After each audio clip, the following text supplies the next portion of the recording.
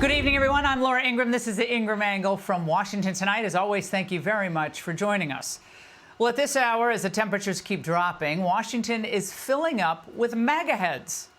Well, there's the crypto ball tonight. There's fireworks tomorrow at Trump National, the vice president's dinner. Then there's various fun receptions. The black tie and boots ball, that's Texas. And, of course, Inauguration Day itself and all the festivities that follow. But with the bitterly cold weather and snow and rain in the forecast, organizers are smart to move the actual ceremony indoors. I'll be there and I'll give you all the behind-the-scenes details Monday night. But you feel it. Change is in the air. In just a few days, we're going to have a real president again. Yeah, one who we know is actually making decisions and one who wants to bring the nation together. Have you thought about your message for your second inaugural address? I have. Can you give us a preview? We're going to have a message that will make you happy, unity. It's going to be a message of unity. And again, I think success brings unity. Starting Monday afternoon, executive orders will start flying on everything from energy to deportation to undo some of the worst of Joe Biden's record. And speaking of Biden, he's ending his horrid presidency with the usual rhetorical flourish. I announced the next phase, the next 15 drugs subject to negotiations. Drugs that will treat cancer, heart disease, diabetes, and so much more, including Ozempic.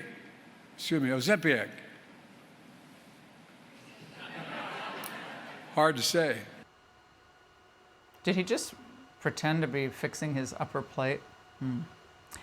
It's also apparently hard to come up with new taglines, even if the old ones failed miserably.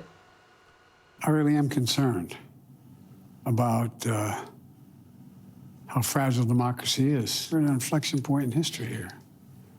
We're unrelated to any particular leader. Things are going to change drastically. You bet they are. We're going to call a lid now at 6:30 in the morning. No. And it's going to change not a moment too soon. Does he think that, after winning, Trump should keep all of his policies in place? Yeah, I win, and I'm going to leave Joe's policies just where they are. Calling Dr. Jill, it's time for Joe's Peppy pills. Then there's nothing like a president who trashes millions of Americans on his way out the door. The red states really screwed up in terms of the way they handle their economy and the way they handle manufacturing, the way they handle access to supply chains. Biden, has his staff not informed him that red state economies are what drove the post-COVID recovery? 16 of the top states, to be exact, led the country in the job growth. And out of the top 15 states with the lowest unemployment, 11 have GOP governors. It's awesome. While 7 of the 10 states with the highest unemployment rates are run by Democrats. All right, here is the good news, and it's really good. Americans have already tuned Joe out.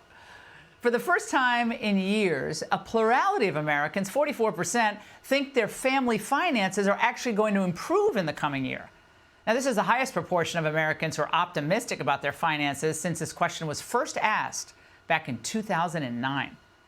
And that's why Trump is just more popular than he's ever been. But of course, he's only beginning, again. And the hard work will begin in earnest on Tuesday. Trump has the momentum, and he should do everything within his power to keep it. America first means all Americans have a chance at winning again.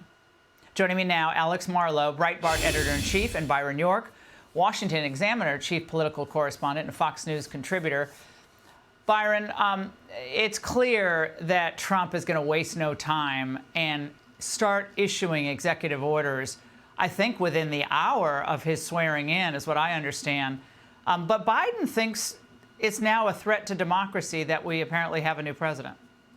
You know, we've been seeing a lot of anger from Joe Biden, and at the risk of being the psychiatrist here, look, I think he's still extremely angry at the way his presidency is ending, especially being forced out of the Democratic race. You know, we've gotten some new reporting.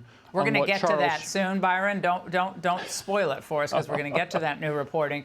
But the idea that you're going back to this failed democracy experiment that he's pushing, that didn't work in the election, like he's a threat to democracy, he's an autocrat, he's a dictator, that was the subtext, clearly, of what he was saying there. Are you shocked that they apparently have nothing new?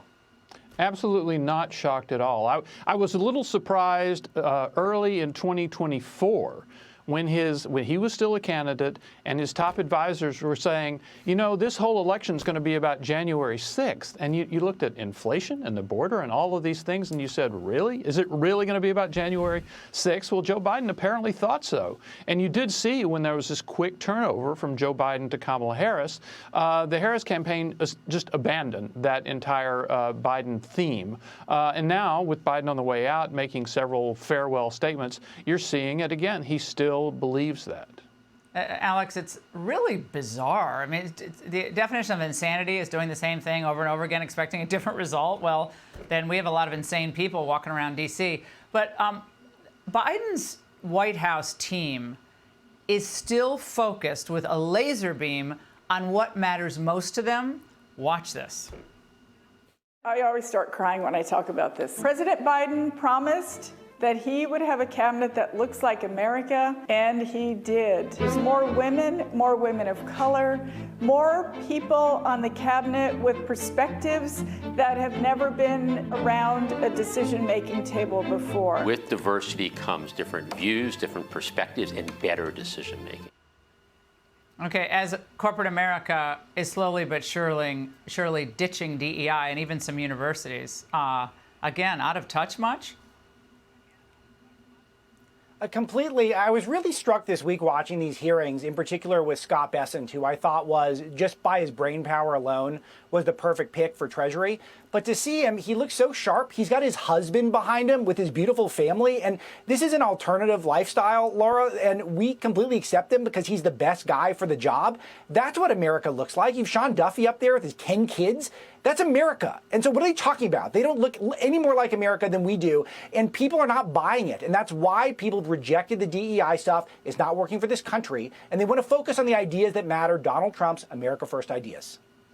And Byron, meanwhile, we have members of Biden's cabinet who know everything they did is about to get undone, and yet they're trying to preemptively absolve themselves of any responsibility. I think they're worried about a real accountability. Watch Alejandro Mayorkas.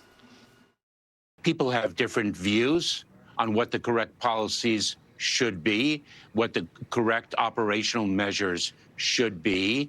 Those disagreements, those different views are voiced, decisions are made, and then everyone marches in unity together. Are you suggesting your own personal views about how to operate this were at odds? I don't want to get into the deliberative process. Byron, so now we're supposed to believe, because he thinks we're stupid, we're supposed to believe that he really wasn't on board with these border policies and he was made to do all this stuff? Is that what we're supposed to get from this? Well, he sees himself headed to the Hall of Infamy for Secretaries of Homeland Security, certainly. And, you know, actually, Joe Biden recently said that when Joe Biden, took office, illegal border crossings plunged, when in fact the opposite happened. They skyrocketed. So, I think we're going to see a lot of revisionist history, particularly about the border. And you will hear Mayorkas, you'll hear Biden, you'll hear everybody saying that illegal crossings were just plunging when he left office. They were at their lowest point since whenever, when they left office, and not pay any attention to the 10 million or so illegal and unvetted border crossers who were mostly allowed to stay in the United States. Well, Alex and Byron, this will be a fun 3 days. Cold, rainy, icy, but we're looking forward to it. Thank you both very much. Thank you. Hey, Sean Hannity here. Hey, click here to subscribe to Fox News YouTube page and catch our hottest interviews and most compelling analysis. You will not get it anywhere else.